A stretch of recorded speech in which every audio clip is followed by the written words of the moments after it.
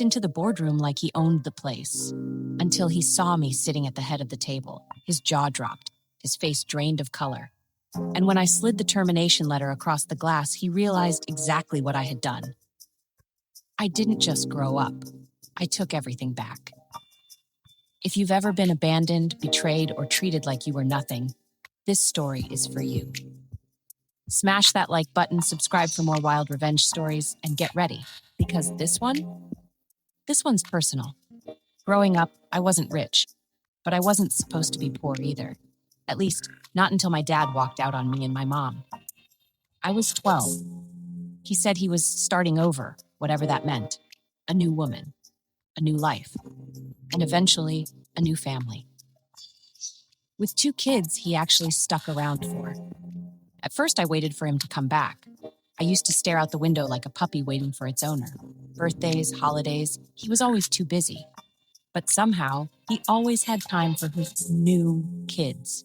Football games, vacations, matching Christmas pajamas, all on full display through social media. Meanwhile, my mom worked 2 jobs. I worked weekends in high school just to help with groceries. I taught myself how to tie a tie from YouTube.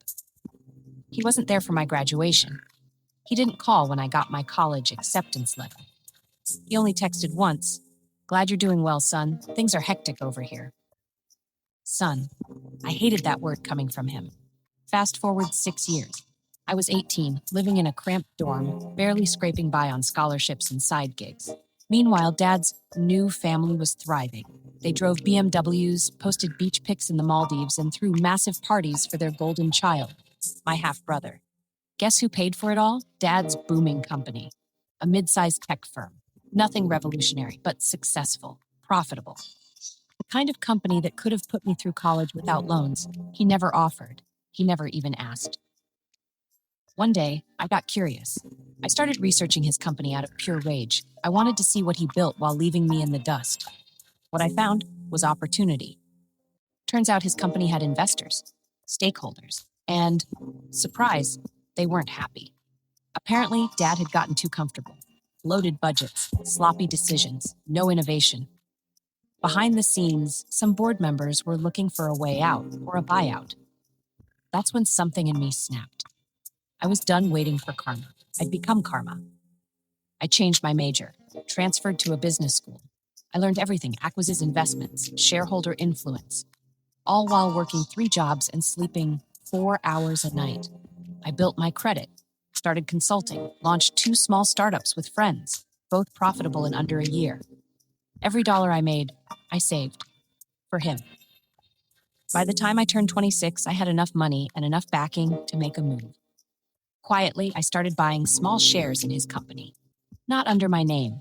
Shell corporations, partners, silent investors. Little by little, piece by piece, I built influence. Until one day I controlled just over 51% of voting power. And with that, I called the board meeting. The day he walked into that room, he had no idea what was coming. He sat down, looking confused, then irritated, then stunned when he saw the agenda: CEO performance review and termination proposal. He laughed until I walked in, until I sat at the head of the table, until I looked him in the eye and said, "Long time no see, Dad." The color drained from his face. He tried to speak, stammered something about, "What is this?" I slid the documents forward. "It's official. You're out." He exploded, yelled, swore, tried to call security. But the board backed me, legally, strategically. Everything was airtight. When he realized it was over, he sat there frozen, like he was watching his world collapse. And I just leaned forward and whispered, "You started a new family, now go start a new life." He left the building with nothing, no title, no office, no power, just a cardboard box and a ruined legacy.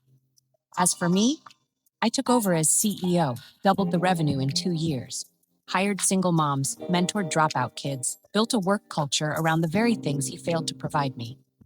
My mom? I bought her a house. She never has to work again. And my half-brother? He applied for a job at my company last year. I didn't even open his resume.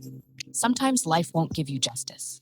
Sometimes you have to build it, brick by brick, in silence, until the day it speaks for itself. If this story hit you hard, smash that like button and tell us in the comments. What's the most satisfying revenge you've ever seen? And of course, subscribe for more stories like this. We drop new tales of justice every week, and trust me, they just keep getting better.